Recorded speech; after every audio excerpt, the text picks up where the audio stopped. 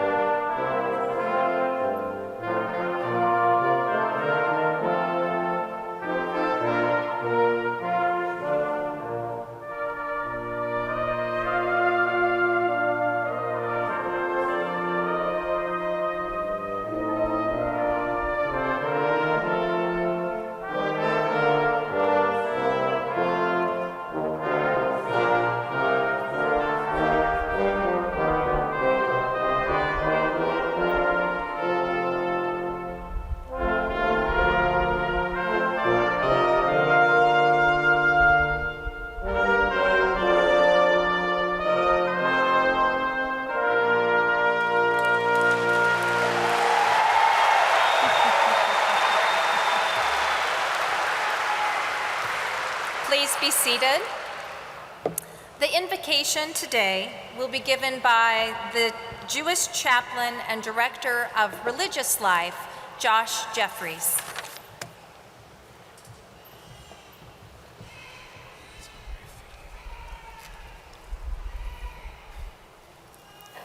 Fountain of life and blessing, transcending time, space, and even name, as we mark this transformative moment in the lives of our graduates, bless us with a heightened awareness of your ever-unfolding presence. Infinite oneness as we gather from separate corners of campus and country, from around the city and around the globe. We come united in our multiplicity to celebrate these graduates and their accomplishments. Well of wisdom and discernment, we are grateful for those who have supported the class of 2024 on their journey, teachers and mentors, friends and loved ones. We uplift and honor the spirit of inquiry that has enriched their lives and pray that such knowledge, skills, and character strength may continue to nourish the lives of our community. Holy One, who calls us to act justly, live righteously, and pursue peace, may we hold your teachings close to our heart. As these graduates enter the next phase of their lives, guide them to make every day count, and grant them the courage and strength to persevere in service of the public good. Sustain their commitment to truth and justice, and help them to walk that path with honesty and humility, compassion and grace. May they be partners in the work of building a world of justice and love, and may we all work toward a society that recognizes the divine spark within each of us, and toward a future where we all act in a manner that upholds the inherent worth and dignity of all creation. Let it be your will, and let us say, Amen.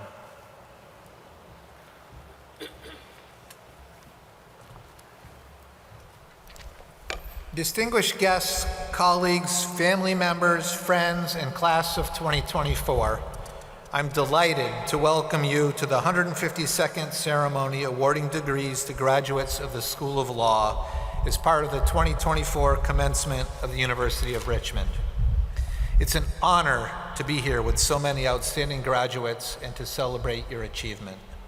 Graduates, we are so proud of your knowledge, skills, and commitment to justice, which will empower you to make significant contributions to our society. It's also a pleasure to welcome families and friends of our graduates. Thank you for providing support and encouragement needed for this milestone.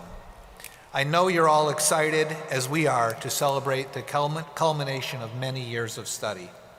Finally, I want to express my deep appreciation to the staff and faculty for their enduring contributions to our graduates' lives. Thank you for wholeheartedly embracing your roles as teachers, scholars, and mentors. Graduates, we applaud your passion, your determination, and your grace.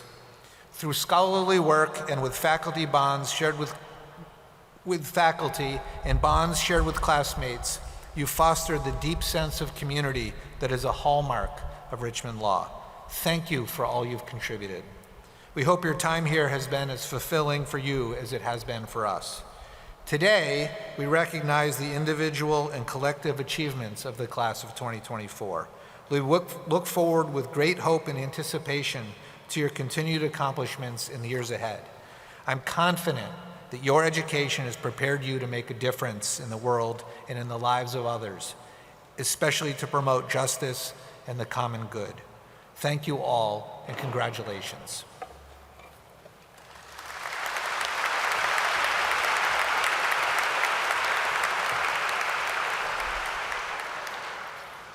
On behalf of the faculty and staff of the law school, I too welcome you to the degree ceremony for the class of 2024. To the graduates, when I think of the class of 2024, I can't help but think of the word transformation.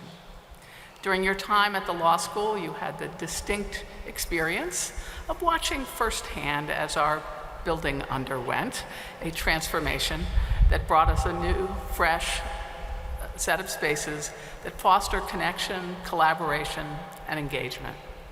At the same time, I've had the distinct honor of watching you undergo a transformation that has given you a new perspective on law and equipped you with tools to navigate the legal profession with excellence. I'm delighted to celebrate this occasion with you and eagerly anticipate the impactful contributions that you will make to society. And now we turn to our first speaker. In keeping with our tradition of active student involvement, we have the joy of hearing from Anna Katakarides. Before law school, Anna earned her Bachelor of Fine Arts in Theater Performance from Virginia Commonwealth University. During her 3 years at Richmond Law, Anna achieved membership on the Trial Advocacy Board, competed in 3 external mock trial competitions, won the 2022 Carico Moot Court competition, and served as the Moot Court Board's Oral Advocacy Chair. She also externed at the Supreme Court of Virginia under Justice Powell, participated in Richmond's Wrongful Convictions Clinic, served as marshal and later clerk for the Henry chapter of Phi Alpha Delta Law Fraternity, served as student advocate on the Honor Council. Anna could also often be seen around the school in festive outfits on holidays, handing out candy, including a goblin for Halloween and Ruth Bader Ginsburg's bunny for springtime celebrations. I'm very pleased to introduce you to Anna.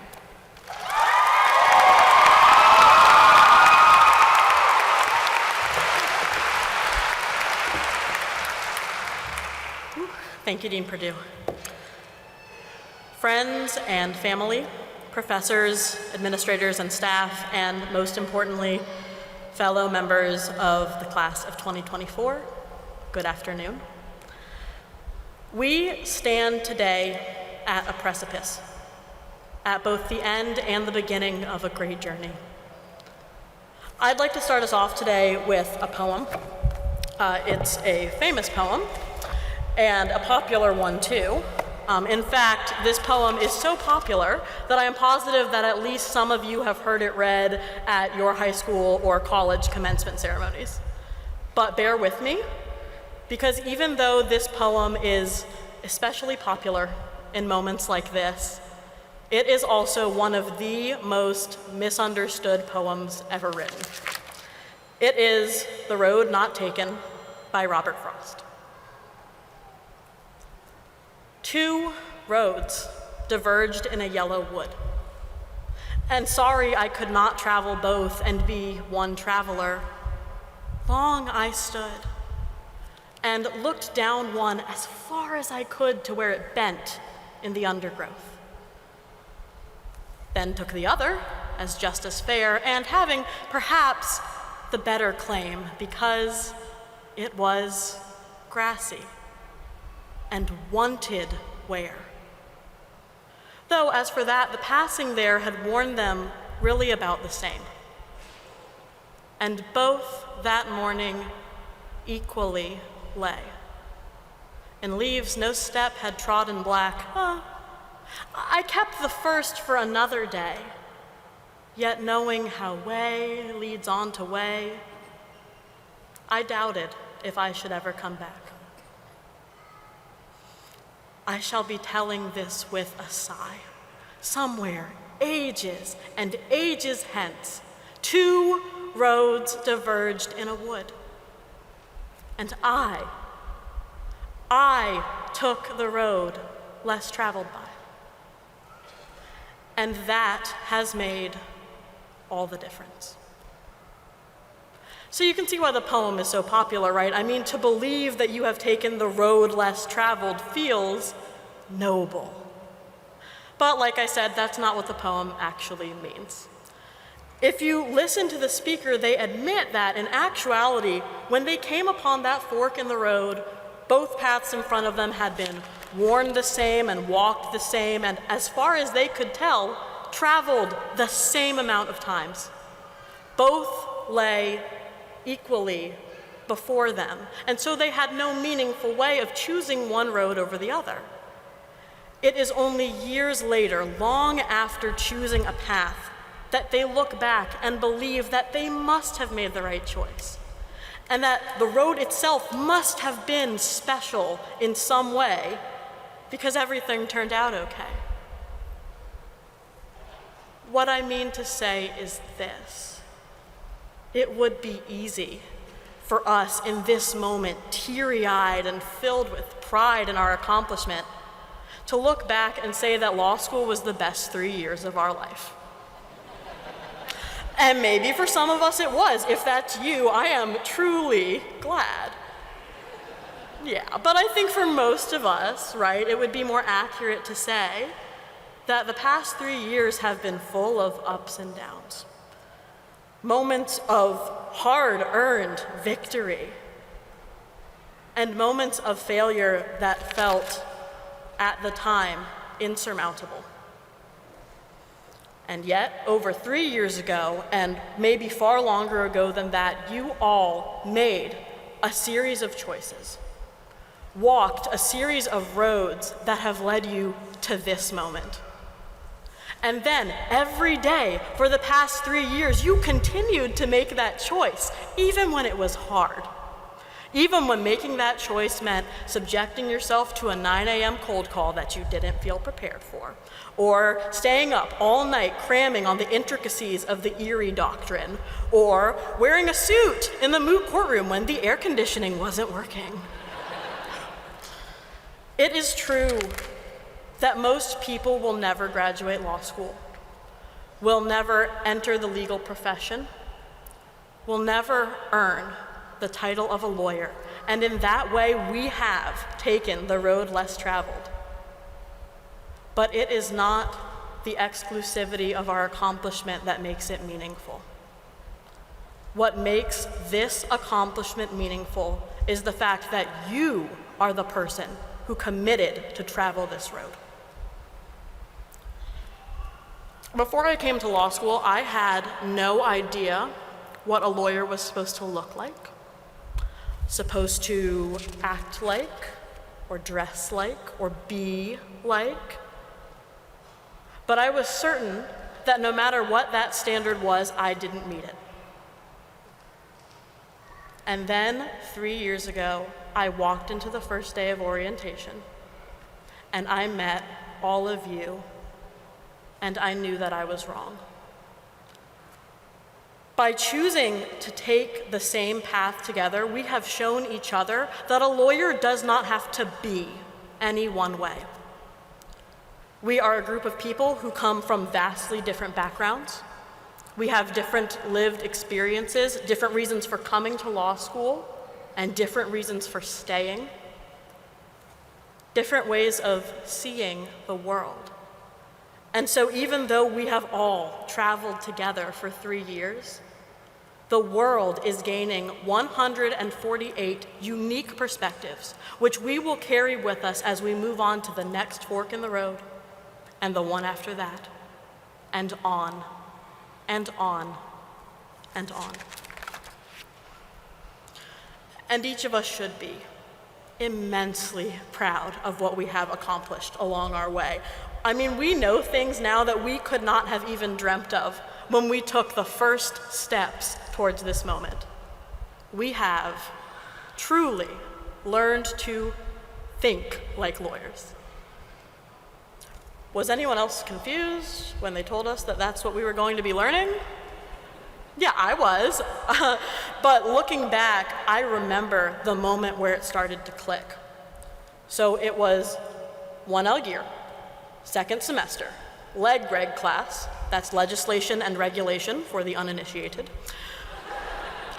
Professor Sachs was talking about statutory interpretation. He had his PowerPoint up, he clicked.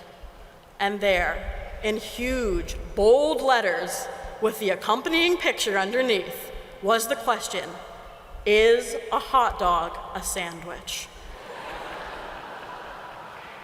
And everyone just groaned, because we knew it was about to get heated. Yeah. For those of you who have not had the pleasure of going to law school, this question actually comes up a lot.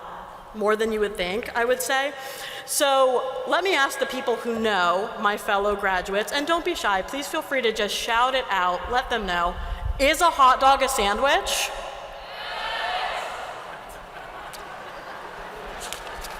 So like I said, it's a heated question. Here's how it turned out on that day. So we had the statutory purpose people in one corner. Well, you know, the purpose of the statute was clearly to ensure that bars had some food consisting of carbohydrate and protein available for drunk people to soak up the alcohol in their stomachs. So, for the purpose of this statute, a hot dog is a sandwich. And then we had the textualists in one corner. But according to the Oxford English Dictionary, a sandwich is, quote, 2 slices of bread encasing a filling, and a hot dog bun is merely 1 slice of bread that hinges in the middle. Therefore, a hot dog cannot be a sandwich. And then, of course, there were the devil's advocates. Oh, yeah? Well, what if when you're picking up the hot dog, the bun splits and turns into 2 pieces of bread? In that critical moment, does the hot dog transform into a sandwich? And if so, how could we possibly enforce the distinction? It was a moment that, looking back, I would characterize as beautiful. It was free speech and debate in motion. No one had the same view of the issue, and everyone was willing to make their view heard. But in that moment, I was so frustrated. I didn't get it. I remember thinking, why are we talking about this? There is no answer to this question. And at the end of the day, does it really matter whether or not a hot dog is a sandwich? But now I think like a lawyer. And I know that we do live in a world where it does sometimes, in fact, matter whether or not a hot dog is a sandwich. It matters to the small business owner who signs an exclusive contract that they're supposed to be the only sandwich shop in town, and then a hot dog joint moves in next door. True story. It matters to the large corporation that needs to know at what temperature they are legally required to store their hot dogs. And it matters to the criminal defendant who wants to know if he broke the law when he drank a beer in public without also consuming a, quote, sandwich or other meal. And the fact of the matter is, a lot of the problems that our future clients will bring us, without making light of them, are going to be full of sandwich hot dog issues. There will be no one answer. Reasonable people will disagree. But what will matter in those moments is not whether you are able to decipher the one true meaning of sandwichhood, or the meaning of a contract term, or the interpretation of a statute. What will make us each a treasure to this profession is the way we tackle that issue. Not the answer we arrive at, but how we get there. And I guarantee you, no one solves a problem like you do. Barring some truly incredible circumstance, this is the last time that we will all be in the same room together. This is the moment that way leads on to way. And so, if you will, please truly take a moment with me to appreciate the presence of all of the people sitting next to you who have gone on this journey with you. And please also take a moment to appreciate the people around you and behind you who have helped you along the way. And finally, take a moment with me to acknowledge the people who are not in this room with us, but whose presence you have felt as you traveled this path. There are so many more choices to make. The next fork in the road will be here before we know it. But when that moment comes to make that next big decision, rather than allow yourself to be paralyzed by fear of the future, please remember the true meaning of the road not taken and trust that no matter which road you choose, it will lead you somewhere incredible. Not because of the road itself, but because you are incredible. I mean, look at where you're sitting. You've proven that much. So now, JDs in hand, we march forward through the woods. We journey on. But no matter where we end up, civil practice, criminal practice, litigator, transactional attorney, researcher, librarian, clerk, professor, judge, or something else entirely. When we look back at the intricate web of all of the roads we have taken, the constellations of choices that make up our lives, I am confident that we, the members of Richmond Law's class of 2024, will be able to say, I took pride in the choices I made. I remained committed to each path I chose. I stayed true to myself along the way. And that has made all the difference. Thank you.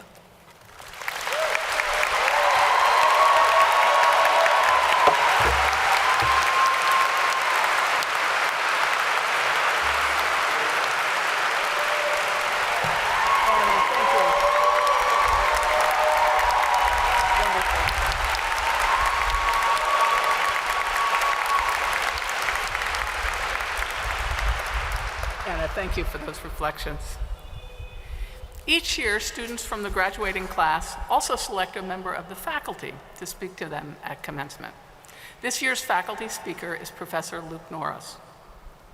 Professor Norris joined the Richmond Law faculty in 2018, an expert in the fields of civil procedure, federal courts, labor and employment law. Professor Norris's publications have appeared in several of the nation's leading law journals, including NYU, Michigan, Cornell, and that school down the road, Virginia. Professor Norris is also author of a treatise, Virginia Labor and Employment Law, and this year he won the American Association of Law Schools' inaugural Junior Scholar Award. Professor Norris clerked for Judge Robert D. Sack, Judge Guido Calabresi, both of the U.S. Court of Appeals for the Second Circuit, and was a litigator at Cravath, Swaine & Moore, LLP. He previously served as a visiting assistant professor at Cardozo Law School and a fellow at Columbia Law School. Professor Norris earned his JD from Yale Law School, his master's degree from Oxford on a Rhodes Scholarship, and his BA from Gettysburg College. It is my great pleasure to introduce my colleague, Luke Norris.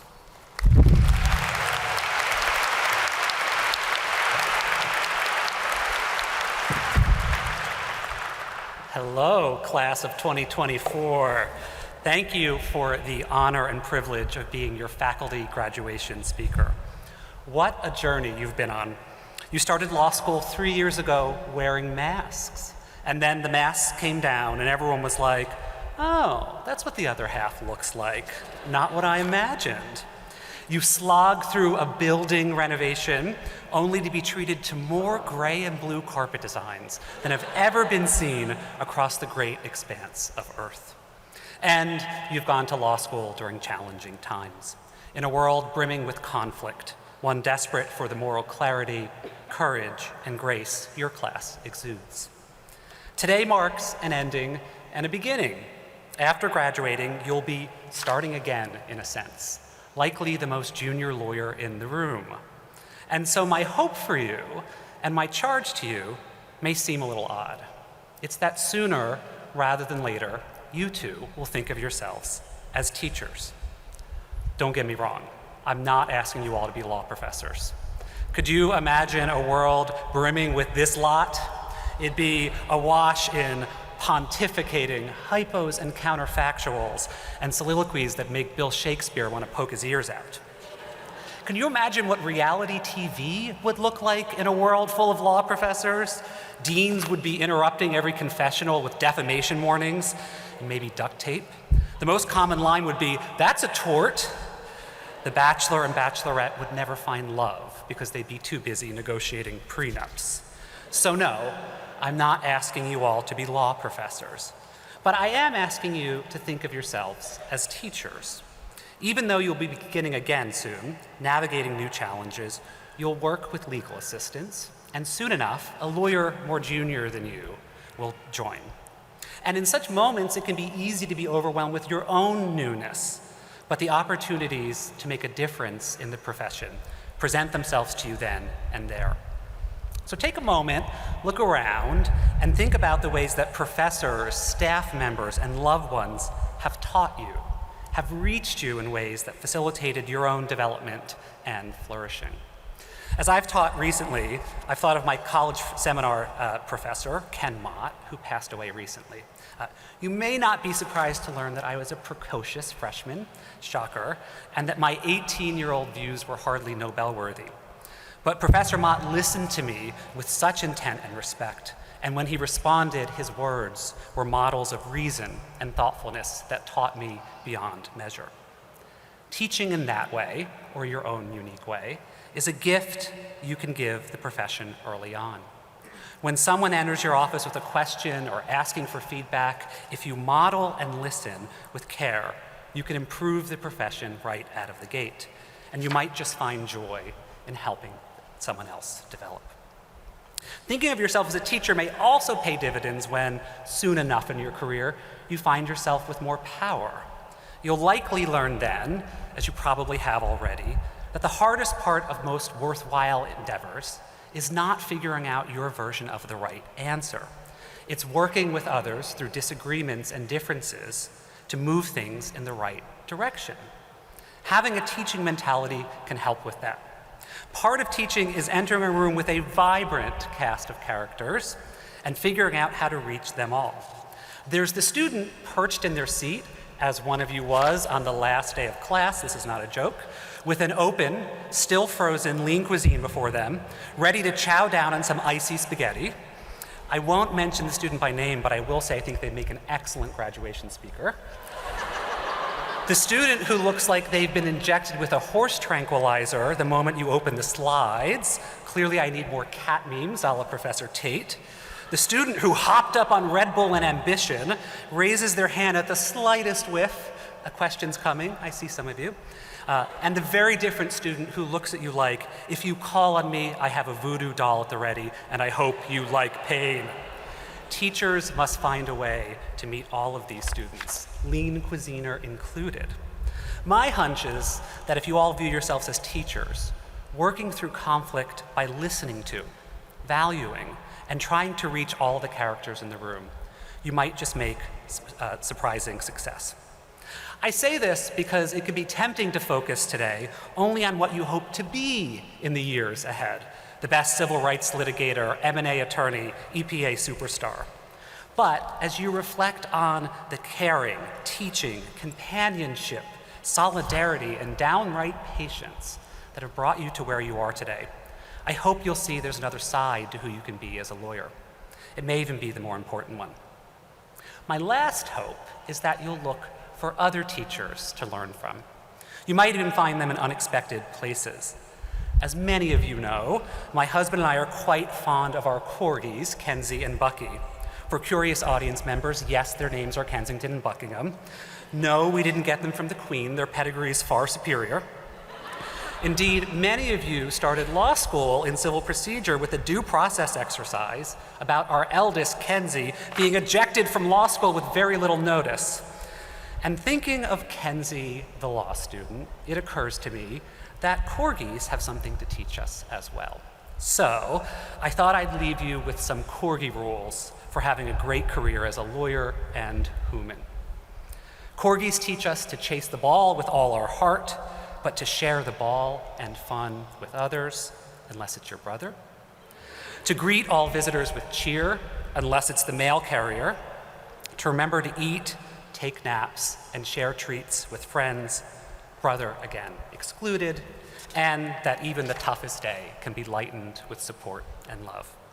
Class of 2024, I know I speak for the entire faculty and staff when I say that we're immensely proud of you and excited about your bright futures. We've loved teaching you, and we look forward to watching you blossom as lawyers and teachers in the years ahead.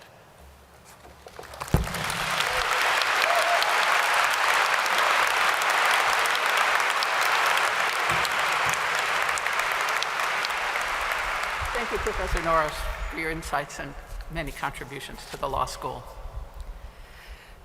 Joining us for this happy occasion is the Honorable George Varoutzis, a double spider who graduated from Richmond College in 1970 and from the law school in 1973.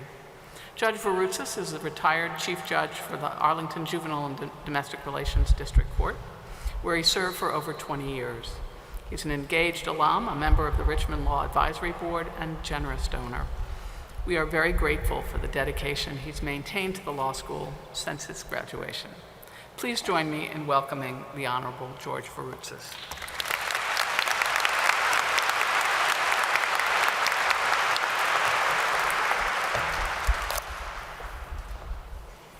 Thank you, Dean Perdue. On behalf of the Richmond Law Advisory Board and you, our alumni near and far, I'm pleased to welcome you as our newest alumni. Your accomplishments as students have strengthened our institution, and now as alumni, you will continue to uplift the school representing Richmond Law throughout your practice and leadership in the community. We are proud of you and want you to succeed.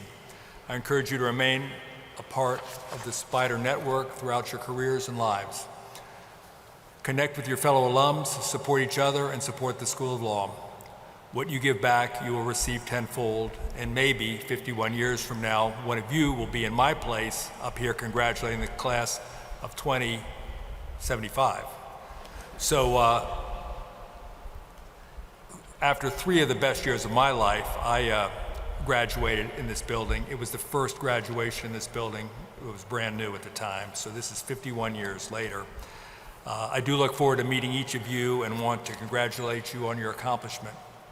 I'm especially proud and pleased to be able to introduce my fellow alum. Today's commencement address will be given by the Honorable Kelley B. Hodge. Judge Hodge is a United States District Court judge for the Eastern District of Pennsylvania.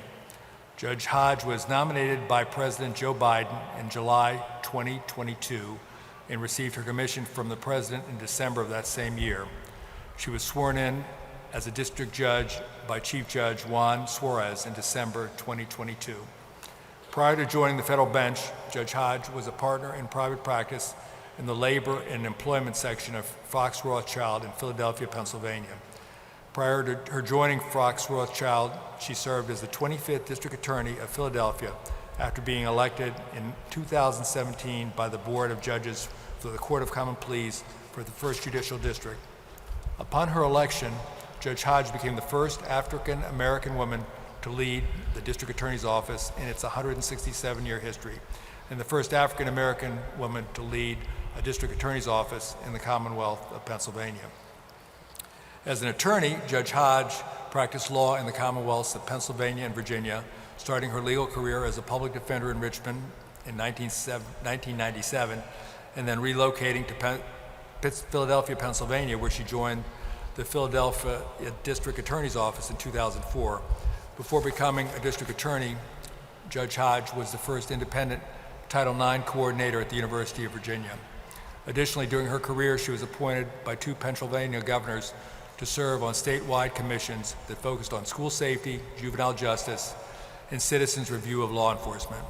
Over her 25 years as an attorney, Judge Hodge developed an extensive and comprehensive trial, litigation, and compliance practice focusing on education law, criminal law, government policy advising, discrimination, and civil rights. Judge Hodge earned her Bachelor of Arts degree from the University of Virginia in 1993 and his Juris Doctor from the University of Richmond School of Law in 1996. She has served as a lecturer in law at the University of Pennsylvania, Carey School of Law, and the University of Virginia School of Law. She has sat on numerous boards, has been recognized by various legal and professional entities, and is a member of a number of community-centered organizations. Please join me in welcoming Judge Hodge.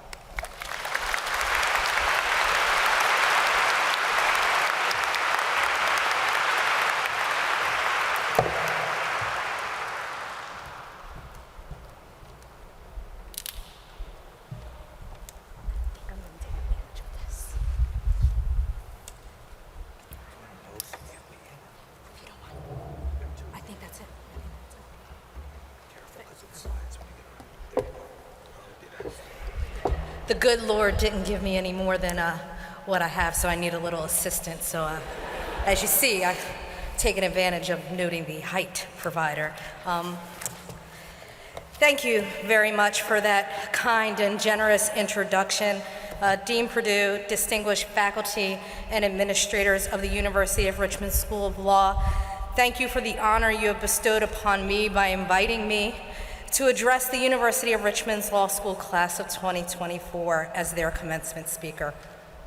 I never envisioned when I walked across a similar stage at this law school over 25 years ago that I would have the opportunity to return and to do so in this way.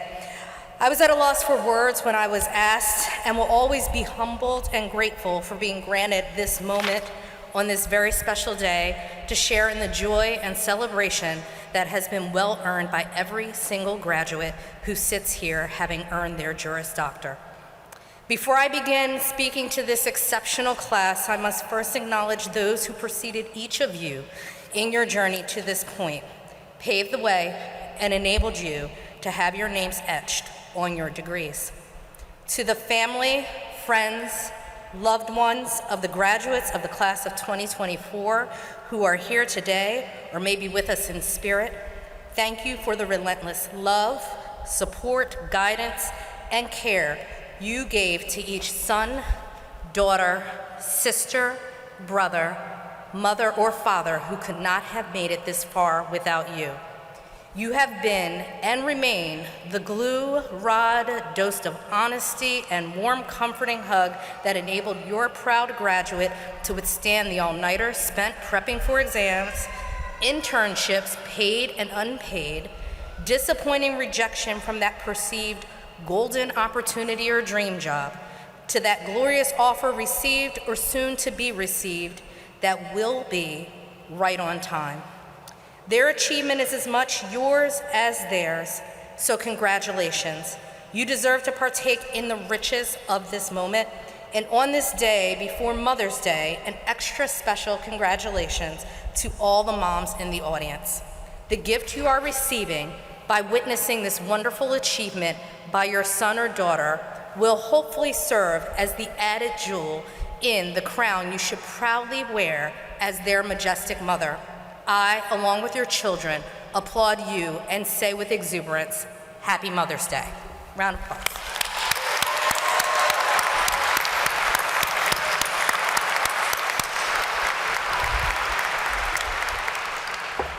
Now to the reason I'm here, to the reason we are all here, to the University of Richmond School of Law class of 2024, congratulations. Your intellectual gifts, coupled with your intellectual curiosity and hard work, have resulted in this glorious moment in your lives. You have crossed the finish line in a very long journey and achieved a goal that each of you carved out for yourself many years ago.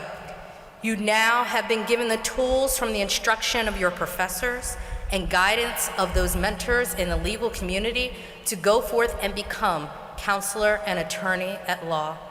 Welcome to this noble profession.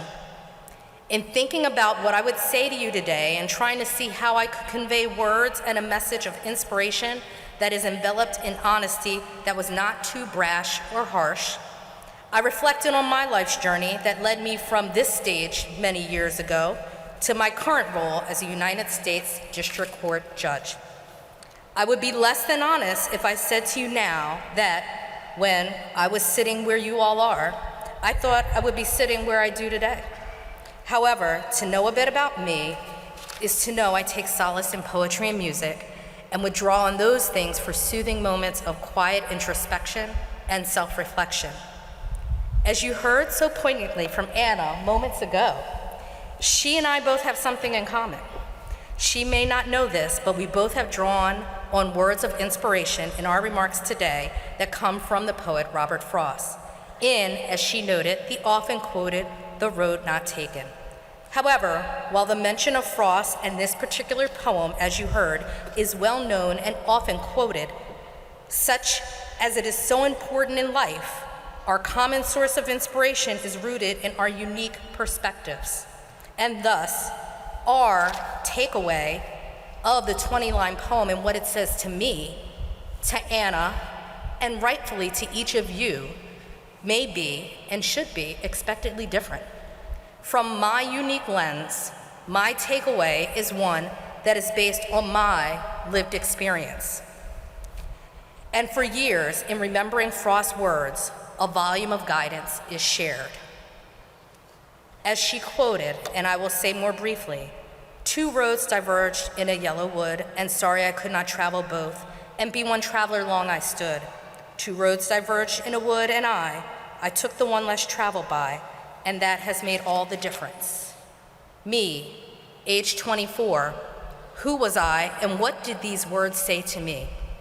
Me, now, who am I, and do the words that have inspired me mean the same? I did not know what path I should take when I received my degree from this university, but I looked at each inflection point in my professional life's journey and drew on the words of Frost, knowing that repeatedly throughout my career, I've had to make not only big decisions, but smaller ones, recognizing the impact of those choices, especially the ones I have made on a daily basis, define the road I chose to take. In turn, those granular decisions have shaped where I've been, where I am going, the options I will have, and who I have become. This will be your path as well, each individualized and rooted in your past experiences and future goals. When I graduated from Richmond Law, I did not have a job lined up with a law firm, big or small. I had the behemoth of the bar exam on the horizon and a great deal of prayer, hoping I would pass and be on my way to a career that I had sketched, erased, resketched, erased, and resketched again in my mind. And what I'm able to say now is that unbeknownst to me, I had the tools to be and have become what I was not able to see. I did not have the examples of seeing or knowing those who looked like me doing the things that I have been so fortunate to do. However, while having those examples would have been very beneficial in shaping my vision, the absence of those examples, fortunately, were not outcome determinative of where I would end up. In short, I was lucky. I am a rarity and was able to become what I could not see, and I trust that you can too. Because what I envisioned for myself was drawn over time and the incremental decisions I made at every point along the road where a new divergent point arose. It put me on the path to where I needed to be, and better yet, where I was meant to be. While it may be correct to say that your path towards becoming a lawyer began 3 years ago when you arrived at the University of Richmond and entered this law school, that would only be telling part of the story. For all of you, the path towards this point in your life began long before you entered Richmond Law in August of 2021. For me, I'm able to point to a time in elementary school when I first thought or knew I want to be a lawyer. I think a walk down memory lane is appropriate on a day such as this and at a time like this. You see, life is so fast, so quick with a computer at our fingertips that for better or for worse, allows us incessant access to one another, the world, and all the good and bad, the joy, the heartache, the triumphs and tragedies that come with it.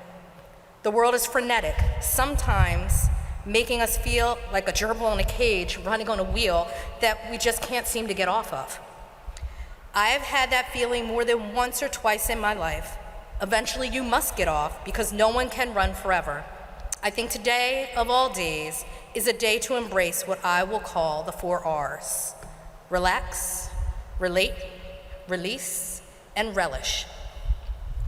In reflecting on who each of you are and where you have been, because that is the only way that you will be able to define where you are going, and more importantly, why you are going there. Why that firm, why that company, why that clerkship, why that nonprofit, why that government agency, why that startup, why in that city, why in that town, why now? So let's take a moment to reminisce. As you sit back and embrace the 4 R's, I will share with you a bit of my path and what's led me to where I am today, and a few life lessons I've learned along the way that hopefully will help you as you begin your professional journey as a lawyer. First, harness your fears. Fears are normal and expected, and if you harness them, you can use them in the way that will serve as a motivator and a guardrail. When I came to this law school in 1993, I arrived with hope, optimism, trepidation, and not much in the way of confidence. I'm a first gen, as they would like to say, and did not have any examples growing up of lawyers in my family or in real life. So my only vantage point was what I saw on TV, and from a 6th grade field trip to a local county courthouse for law day, where my dad took me and 5 of my classmates. My parents did not attend or graduate from college. I was the first one in my family to go to law school. I had no real idea what it was like and how hard the work would be. And by the end of my first year at UR, I didn't feel much better in terms of confidence. And the once healthy dose of trepidation seemed to be not so healthy, and I did not want it to develop into a paralysis. I was not at the top of my class, and definitely wondered if my dreams from elementary school of becoming a lawyer were on the path to becoming a dream deferred. However, I embraced my fears and batted away uncertainty as best I could to make sure that the dream I had created in my mind's eye of becoming a lawyer became my reality. You need to also stay the course. Perseverance and resilience many times seemed foreign to me. I did not have either, or at least I did not think I did, while in college and law school. While I would describe myself as an eternal optimist with a healthy dose of reality mixed in, at various points in time, my optimism had dimmed quite a bit as well. But while here at UR, I decided after finishing my 1L year to lean in before leaning in became a thing. I studied abroad in Venezuela this summer after my 1L year and found that resiliency flame, which I thought had been extinguished, still flickered deep within me. That flame had been doused with cool water more than once in my life.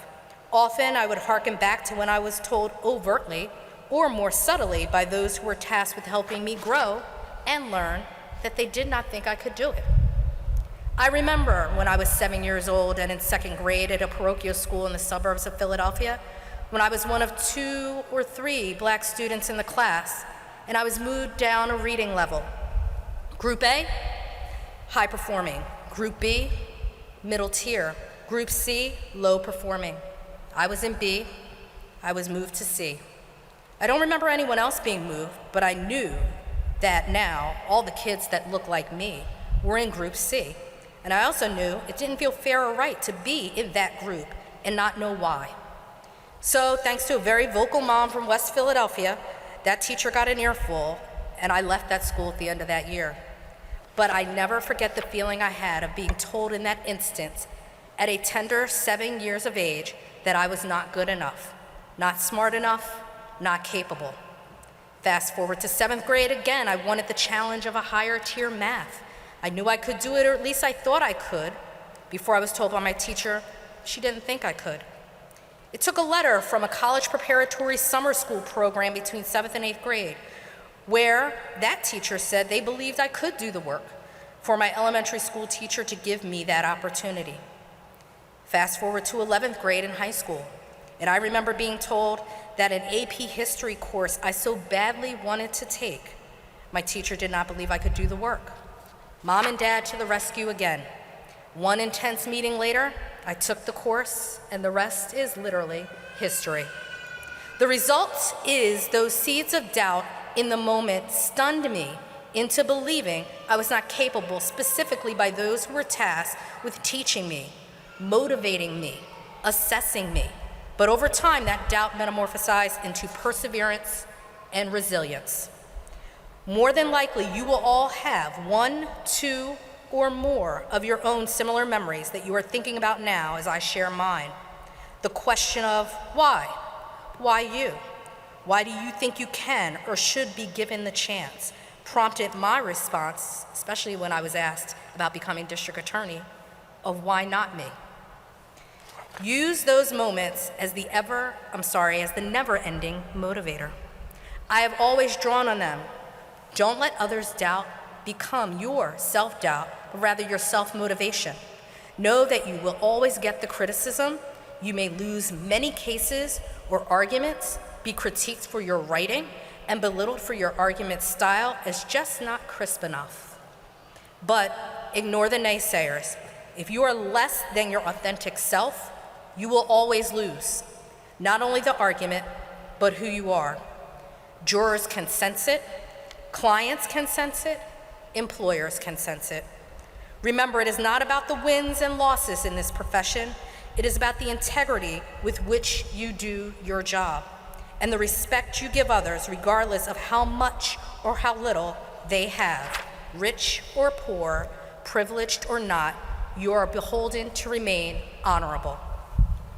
When trying to find the elusive well of success, know success for each of you is how you define it, not how anyone else does. And I'm here to tell you that you are all a success because of where you are right now, because of what each of you had to go through to get here. You will continue to be a success, and because you define success, you will have all the tools to construct a structure of perseverance and resilience that will withstand every test and criticism. The voices of doubt from external naysayers who don't know you and don't know your life story will be extinguished by the din of applause and thanks from clients, colleagues, and family, those who know you, counted on you, and know you to be a person of your word. Keep your word. It is all you have in this world, and it is the basis for your reputation, which is being created at this very moment. I often say to those who ask about what advice I would give, it is that your reputation is fragile. I compare it to a Fabergé egg. It needs to be cradled in the same way. It can take years to cultivate a good reputation that is universally respected, and it can take just a moment to destroy it. Do not give it to anyone else. Do not give them the privilege of holding on to your good name and trying to create your reputation. Others may try, but make it clear that only you speak for you, and when you do, own it.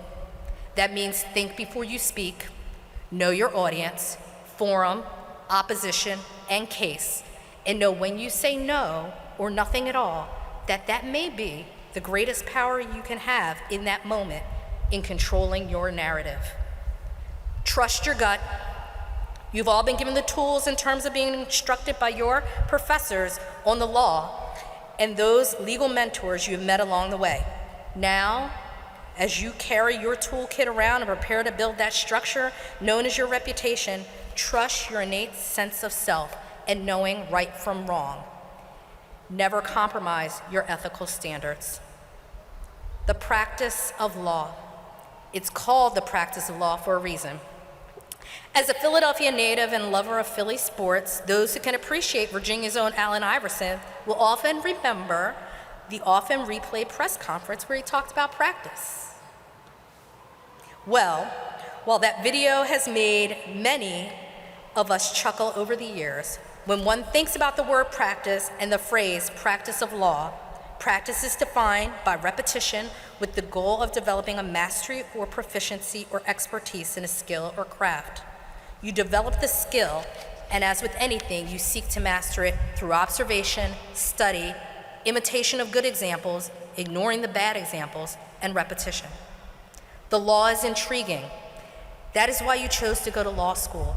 You were intrigued by it, how it came to be, how it has changed, been interpreted and applied over the years. You know it affects every person in this country and globally. And the ability to apply the law in a way that ensures fairness and justice for all, especially those who are often overlooked or marginalized, is your goal as zealous advocates. I have said to many who have asked me about my journey to the federal bench and what the process was like, that what stood out to me and left a lasting impression that will never fade is that through the process, I rediscovered why I chose to pursue law. In life, with anything, over time, a person can become disillusioned and lose sight of the why, as I call it. Why did I choose law school? Why did I choose to practice criminal law or become a civil litigator? the billable hours, or the endless nights worrying about a client or a victim who pulls on your heart, or the filing deadline that is looming, all cast the shadow of disillusionment over the why. My path to becoming a federal judge, the path I did not and could not see for myself 20 plus years ago, allowed me to reconnect with my why. Why did I attend law school in the first place?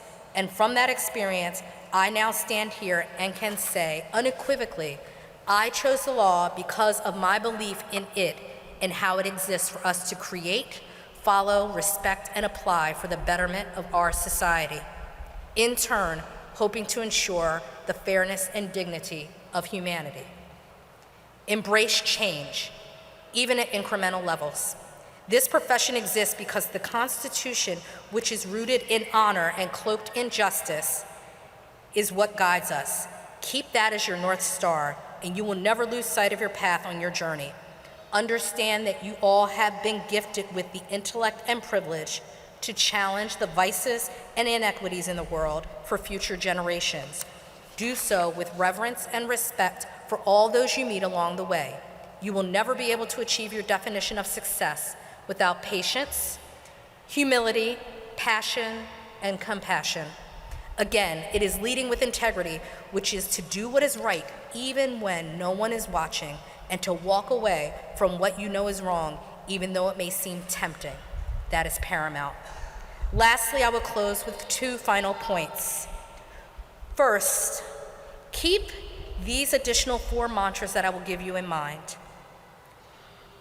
Find a mentor, pay it forward, be a mentor, be an advocate. And second, in preparing these remarks as a reminder, I looked on the wall in my chambers to where my degree from the University of Richmond School of Law hangs.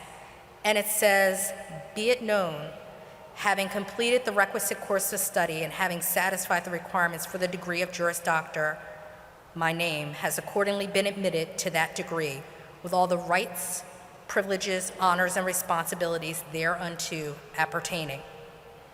This is what you are receiving today.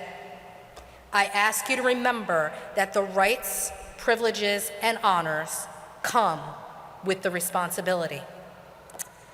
Class of 2024, again, enjoy this time, relish in this moment, and remember it. You have worked extremely hard to achieve this milestone in your life. The profession of law looks fondly upon each of you and welcomes the vigor, creativity, courtesy, and humility you will bring to your work as practicing attorneys at law. I applaud you and wish you fulfillment and Godspeed as you step into your new roles as lawyers. Again, welcome to the profession. Thank you.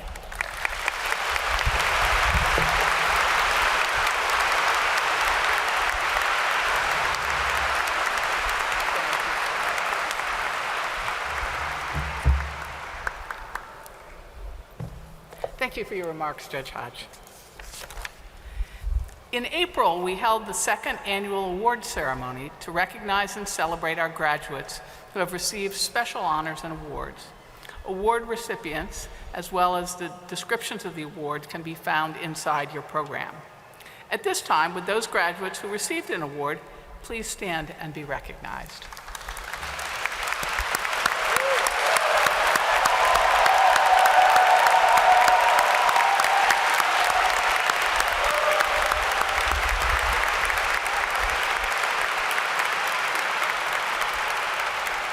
We congratulate you for your hard work and dedication.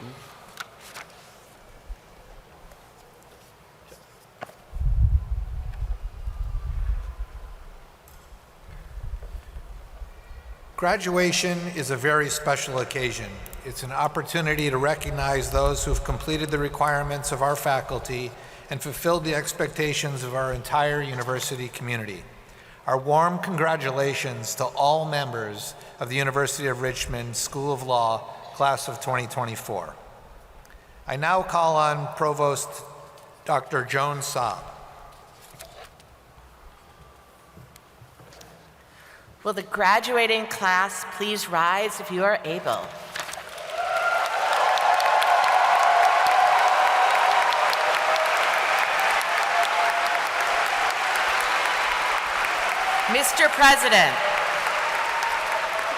Mr. President, on behalf of the faculty of the University of Richmond School of Law, I have the honor to present these candidates for the degree of Juris Doctor. By virtue of the authority vested in me by the Board of Trustees and upon the faculty's recommendation of completed requirements, I confer upon you the degree of Juris Doctor of the University of Richmond with all the rights, privileges, and responsibilities appertaining thereto. Congratulations.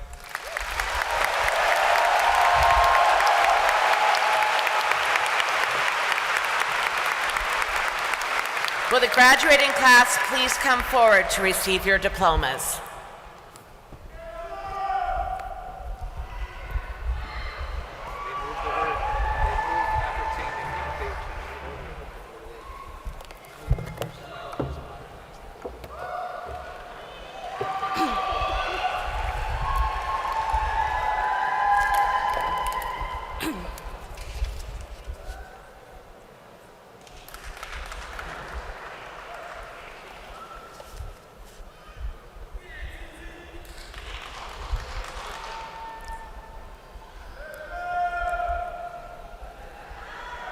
We now recognize the candidates for the Juris Doctorate degree for May of 2024.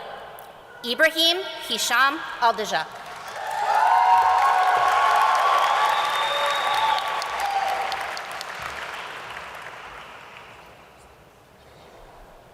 Michael D. Alley.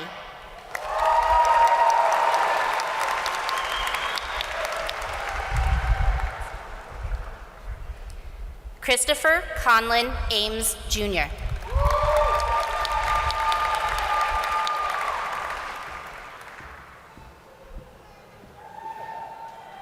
Ryan A. Ashburn.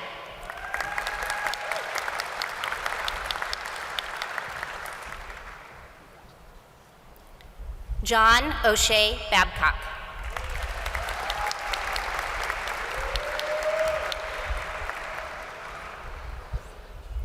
Tatum L. Barbary.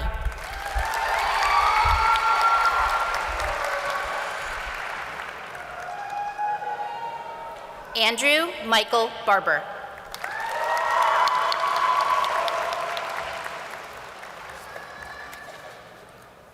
Heather Maria Barden.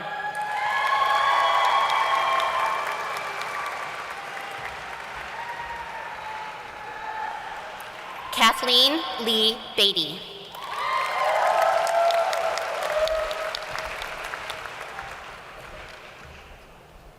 Nicholas Andrew Beck.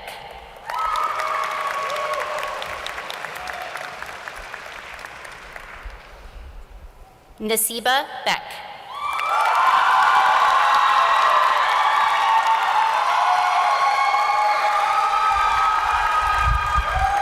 Nelson Benitez Sandoval.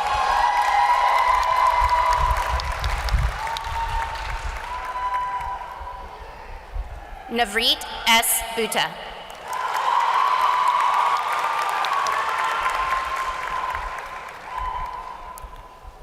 Danny B. Ann.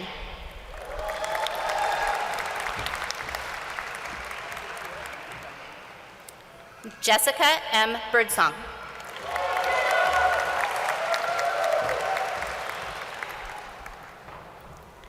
Dante J. Bosnick.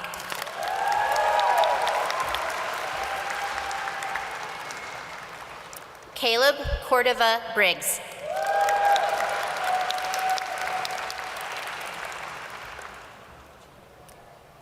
Riley Thompson Bittner.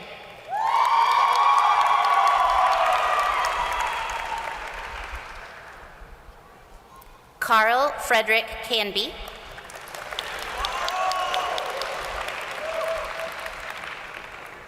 Victoria Alexis Carmen.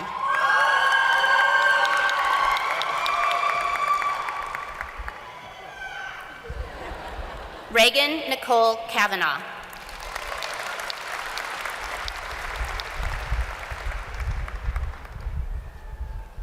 Sam Sarah Sergio.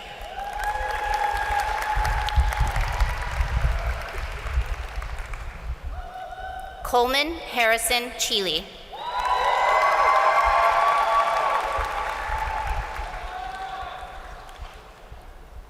Guido Chiaradia.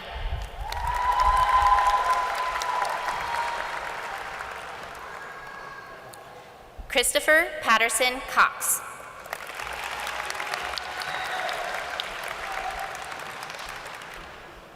Bryant Wilson Crane.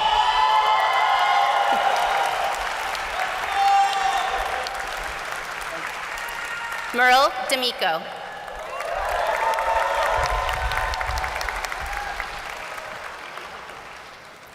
Ashley Elizabeth Davis.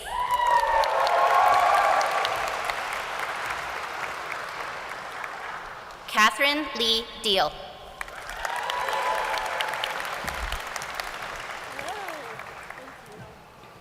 Margaret S. Degnan.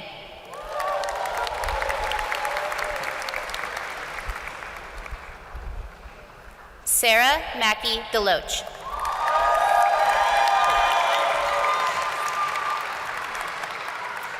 Margaret Mary Donnelly.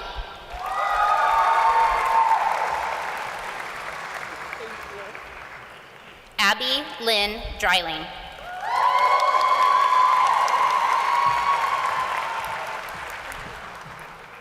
Carlina A. Dudley.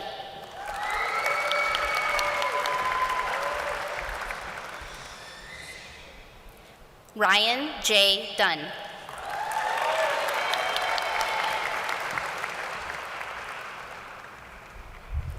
Timothy W. Dunn.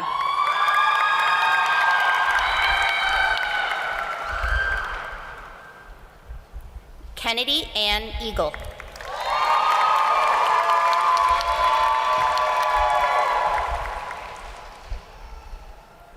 Madison Elaine Edenfield.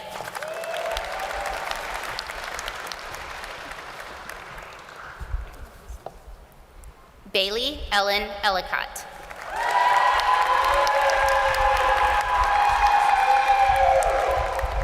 Michael Anthony Eleanor.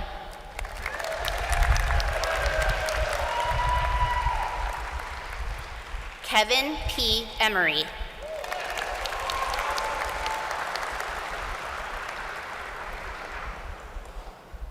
Donald Eugene English III.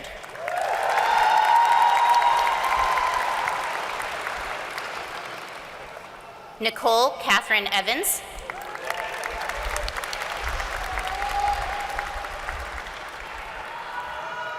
Julia Paulina Fabian.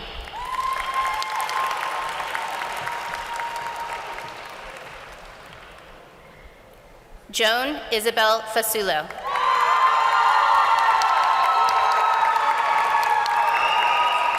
Lainey Elizabeth Flanagan.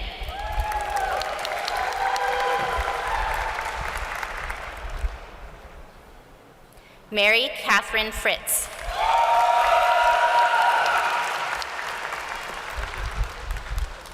Kimberly Nicole Furtado.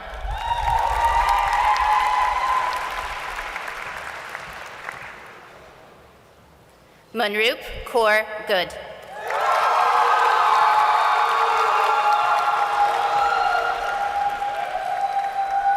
Jane Matthews Geiger.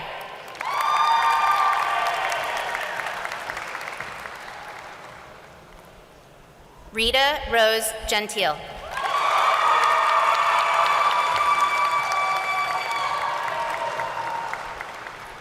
Grace Charlotte Gilbert.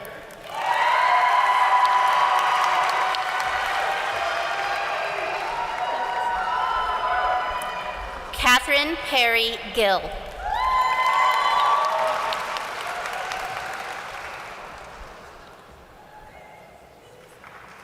Caitlin Irene Grant.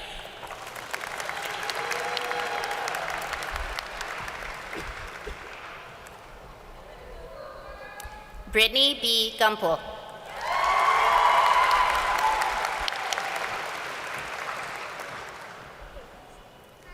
Thanmay J. Gupta.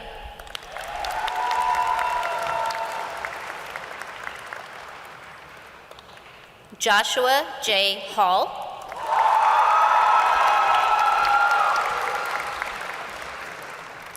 Casey Darrell Hall.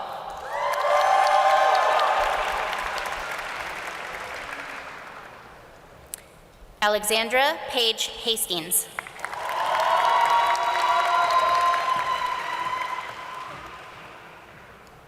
Melissa Victoria Hernandez.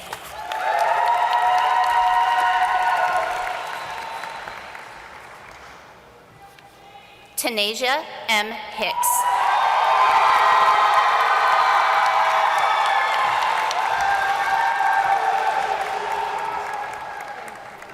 Alexis Sabina Hills.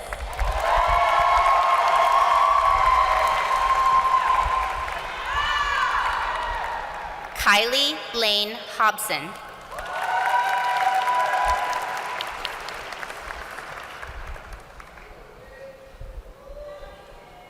Brianna Marie Hughes.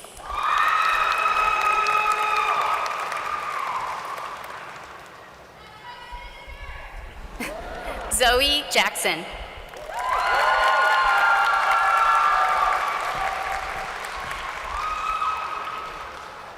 Benjamin R. Yacht.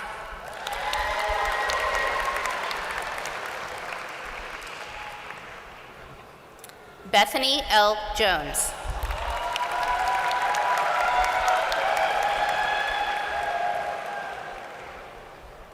Jenny Minju Jung.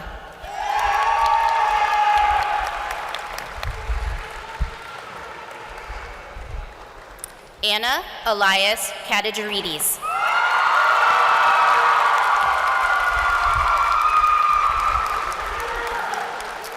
Katie Knuckles.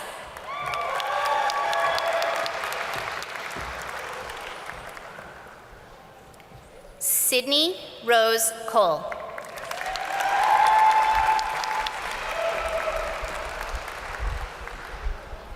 Jared Alexander Konikoff.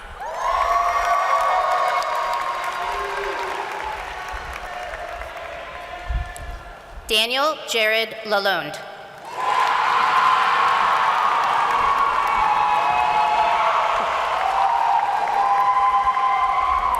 Robert Walker Levitt III.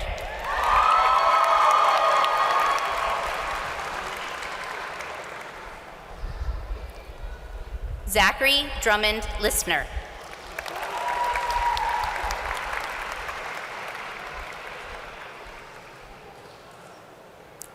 Tanner Lee Long.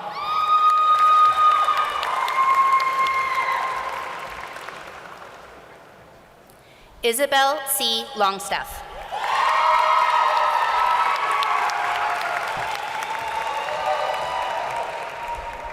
Rebecca Peyton Lovelace.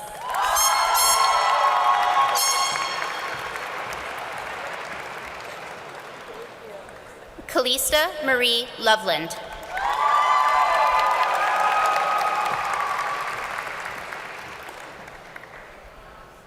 Virginia Catherine Lynch.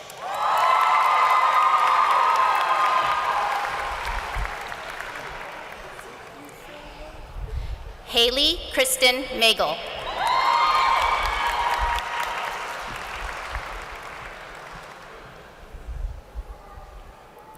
Marley Dia Macaulay Manjarez.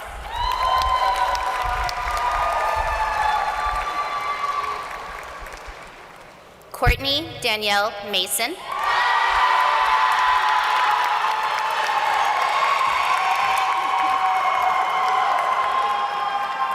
Eliza M. Mergenmeyer.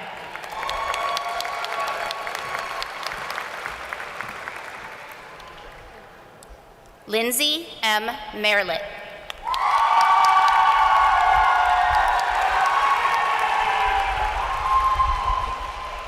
Peyton Ann Miles.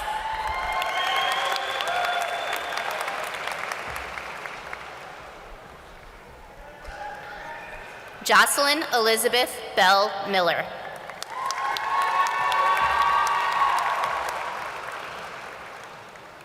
Laura Marie Milstead.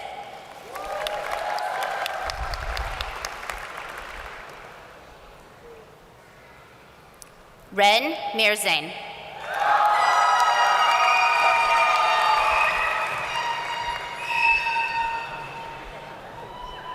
Francis William Robert Morris.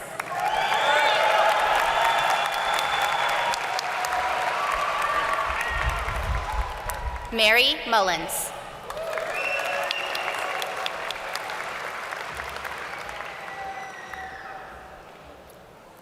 Deandra Anita Musgrave.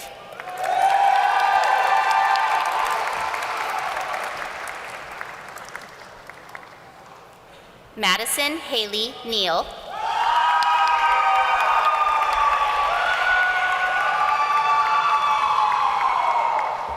Benjamin Crittenden Owen.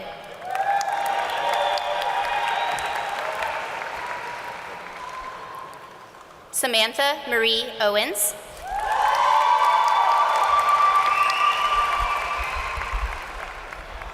Amanda Nicole Polini.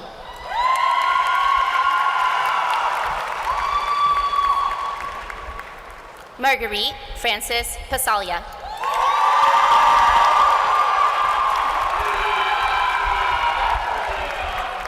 Joseph Ryan Petrell.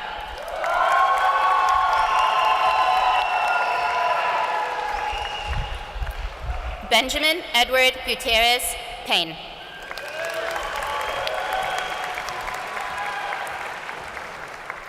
Caleb Lee Perry.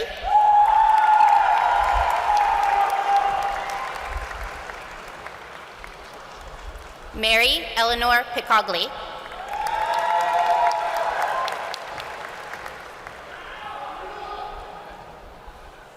Sarah Jewel Pietrowski.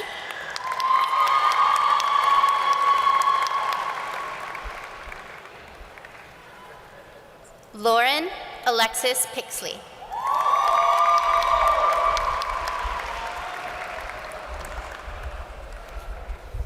Emily Rose Pollock.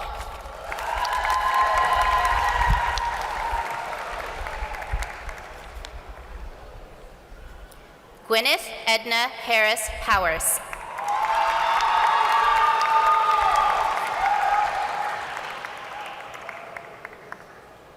Jonathan A. Pucci.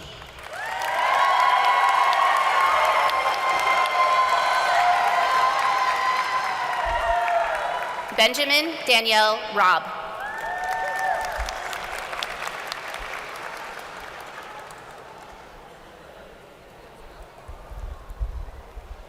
Eric Christoph Ramputh.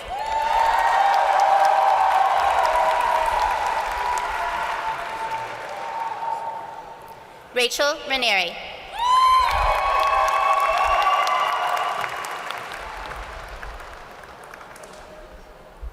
Miriam Rahim Rasuli.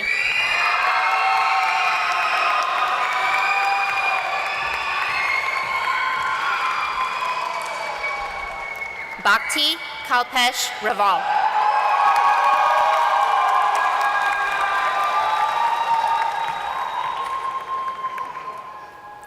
Clara May Rawlings.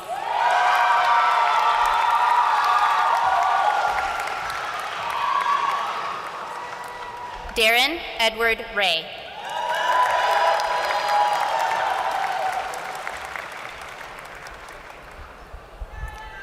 William Kyle G. Resurrection.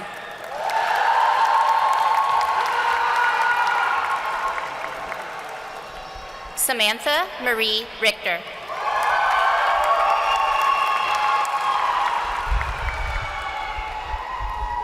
Mariah Lynn Riley.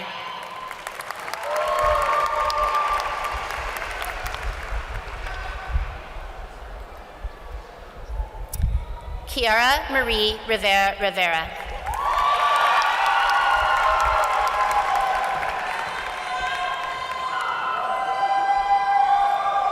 Anika Marie Holloway Rogers.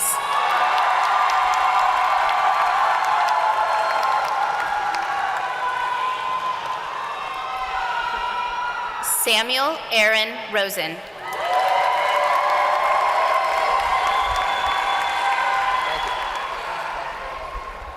Abigail Rose Skanga Blackburn.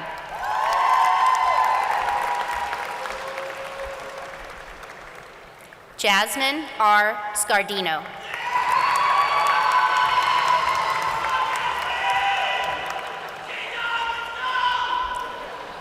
Cleo Simone Scott.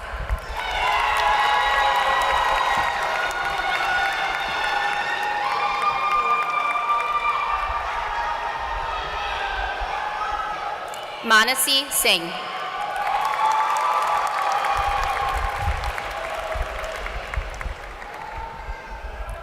Paige Ray Skinner.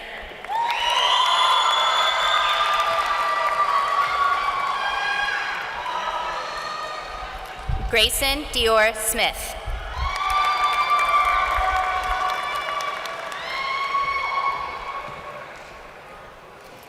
Taylor M. Sorrells.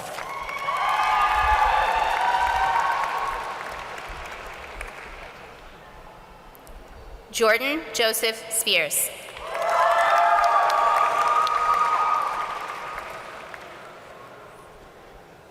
Courtney Jean Squires.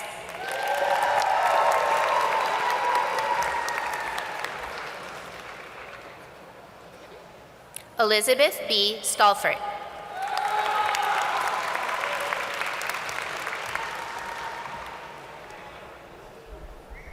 Erin Francis Sweet.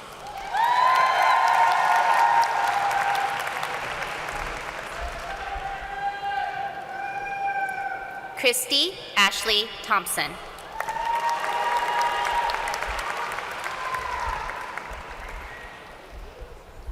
Austin Hunter Throckmorton.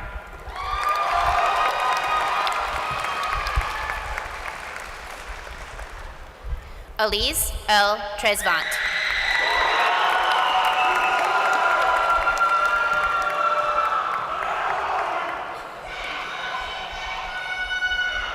John William Vantine.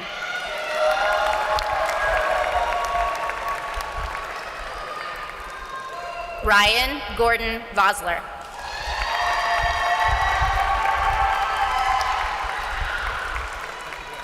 J. Isabel Wadsworth.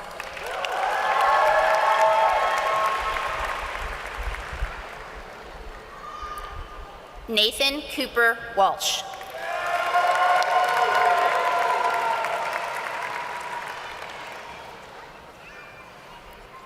Jared R. Wink.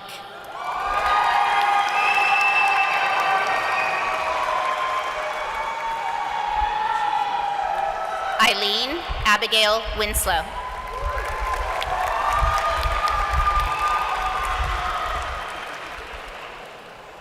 Kevin Mackenzie Wood.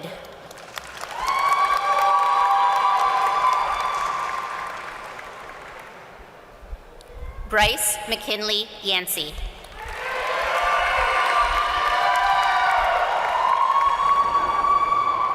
Laura Marie Youngquist.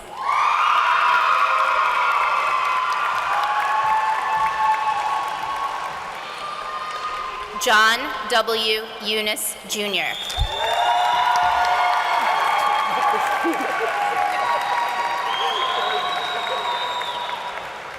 The following candidates are receiving their degrees today from various family members who are alumni or parents of the University of Richmond.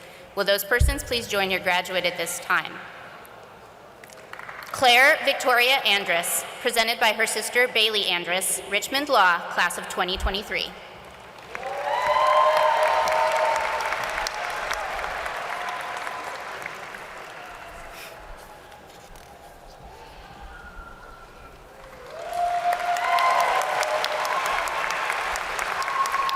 Ashley Rosa Nelson, presented by her mother, Karen Nelson, Graduate Business School, class of 1997.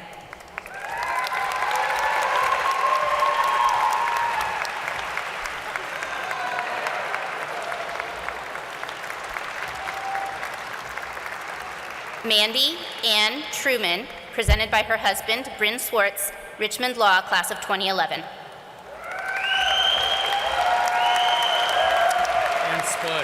And Spud.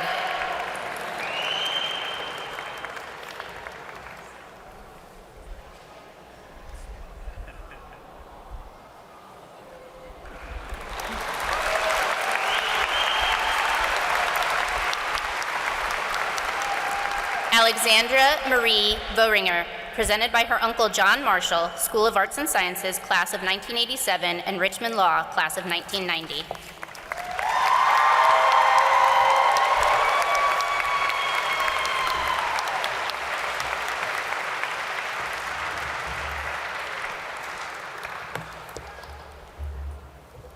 Graduates and guests, join me in saluting the graduating class of 2024.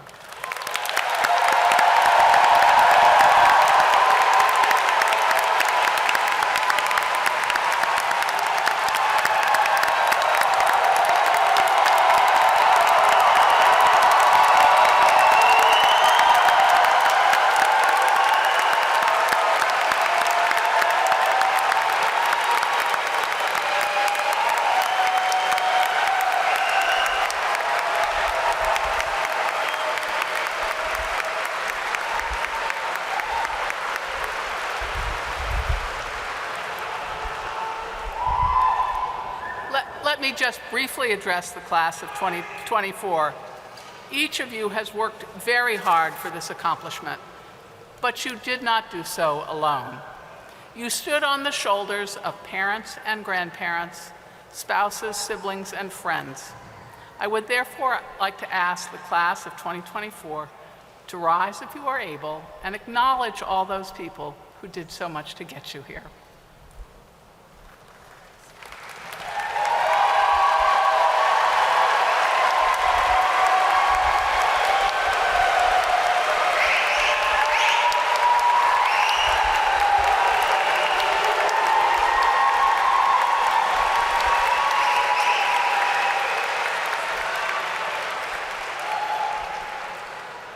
This concludes the graduation ceremony. Will the mace bearer please come and retrieve the mace? Please remain seated for the recessional. Our new graduates will proceed to the reception outside on the ambulatory level of this building. Please join your graduates there. Ushers will direct you. Thank you and have a wonderful afternoon.